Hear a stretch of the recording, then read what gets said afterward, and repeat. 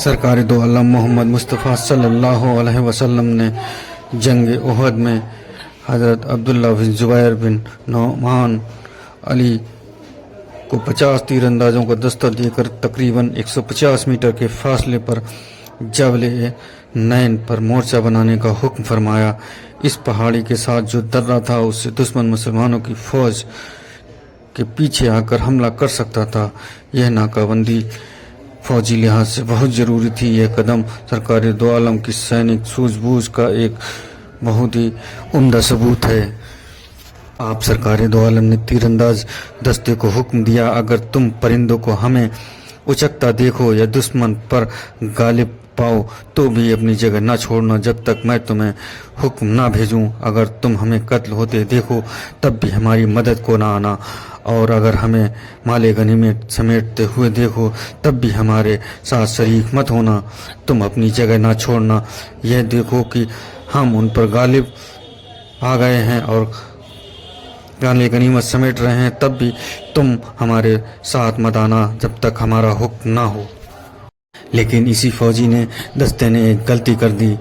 جب انہوں نے دیکھا کہ قریش بھاگ رہے ہیں اور مسلمان ان کے خیمے تک پہنچ کر مال غنیمت سمیٹ رہے ہیں اور کچھ مسلمان بھاگتے ہوئے قریشوں کا پیچھا کر رہے ہیں، تو ساتھیوں نے حضرت عبداللہ بن زبیر سے کہا کہ کیوں نہ ہم بھی وہاں پہنچیں اور مال غنیمت سمیٹیں۔ اس پر انہوں نے مورچہ چھوڑنے سے روکا اور سرکار دو عالم کی ہدایت یاد دلائی، لیکن انہوں نے آپ کی بات ماننے سے انکار کر دیا اور مال غنیمت سمیٹنے کے لیے وہاں سے چلے گئے۔ ان صحابہ کا قیاس تھا کہ جنگ اب ختم ہو گئی ہے۔ تیر انداز دستوں کے 9 آدمی حضرت عبداللہ بن زبیر کے ساتھ رہ گئے، دیگر سبھی سرکار دو عالم اور عبداللہ بن زبیر کے حکم کی خلاف ورزی کرتے ہوئے مال غنیمت سمیٹنے کے لیے چلے گئے۔ بھاگتے ہوئے خالد بن ولید کی نظر اس حساس مقام پر پڑی تو انہیں وہاں چند آدمی نظر آئے۔ انہوں نے اسی وقت اپنے آدمیوں کو اکٹھا کیا اور اس درے پر دھاوا بول دیا۔ یہ دیکھ کر اکرمہ بن ابو جہل بھی اپنے آدمی لے کر ان کے ساتھ ہو گیا۔ بچے ہوئے تیر اندازوں کو انہوں نے قتل کر دیا۔ حضرت عبداللہ بن زبیر کو قتل کر کے ان کی لاش کو مشق کر دیا۔ پھر انہوں نے اچانک پیچھے سے مسلمانوں پر حملہ کیا اور ساتھ ہی بھاگتی ہوئی قریش کی پیدل فوج بھی پلٹ کر آ گئی۔ مسلمان آگے اور پیچھے سے ہونے والے اس شدید حملے سے بوکھلا اٹھے۔ افراتفری اور بدحواسی کا عالم طاری ہو گیا۔ حواس واختہ ہو گئے اور وہ اپنے ہی آدمیوں کو قتل کرنے لگے۔ وہ اپنی علامتی جملہ امت امت بھی بھول گئے۔